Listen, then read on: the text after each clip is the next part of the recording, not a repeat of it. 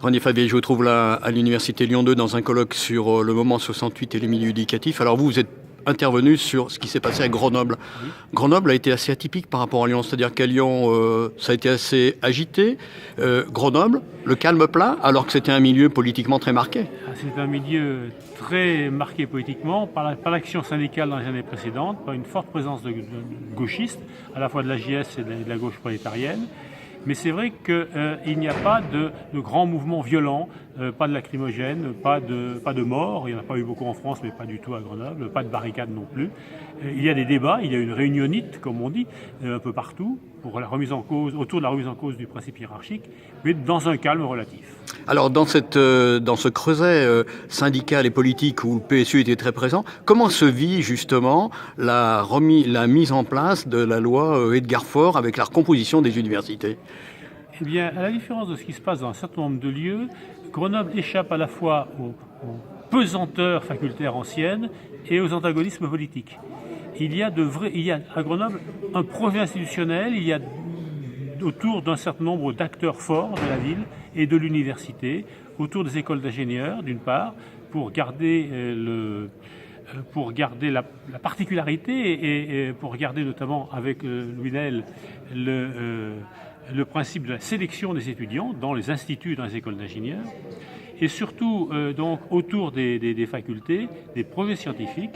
L'un, celui porté par Michel Soutif, un physicien, regrouper la recherche scientifique et l'instrumentation médicale pour faire de Grenoble une université fondée sur pour créer à Grenoble une université fondée sur cette recherche en pointe. Et d'autre part, dans le domaine des sciences sociales, un travail autour de l'interdisciplinarité des sciences sociales, à la fois du droit, de l'économie, de l'histoire, de la philosophie, de la psychologie, d'autres disciplines encore. Projets qui ont été menés à bien par deux acteurs majeurs, Jean-Louis Kermon pour les sciences sociales, qui devient après le premier vice-président de la conférence des présidents, Michel Soutif pour les sciences, et un quasi-enterrement de l'ancienne faculté des lettres qui perd plus de la moitié de ses composantes, qu'on appelle désormais des composantes, et qui se regroupe uniquement sur ce qui reste, c'est-à-dire les langues et les lettres. Et puis alors avec le poids peut-être d'un universitaire que vous n'avez pas cité, Gérard de Bernis, qui s'il était proche du Parti communiste, avait aussi beaucoup de relations avec la CFDT. Ou la CGT surtout. Et la CGT. De Bernis, c'est le grand acteur, un des grands acteurs de la paix relative pendant le printemps 68. C'est lui qui est le médiateur du recteur Maurice Niveau avec le Parti communiste pour que, de manière générale, les choses se passent dans un calme relatif.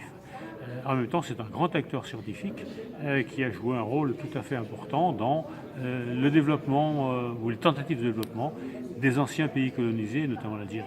Alors le recteur Niveau qu'on a connu ensuite à Lyon, qui, avec un pouvoir gaulliste pourtant très difficile à ce moment-là, a finalement essayé d'être conciliant.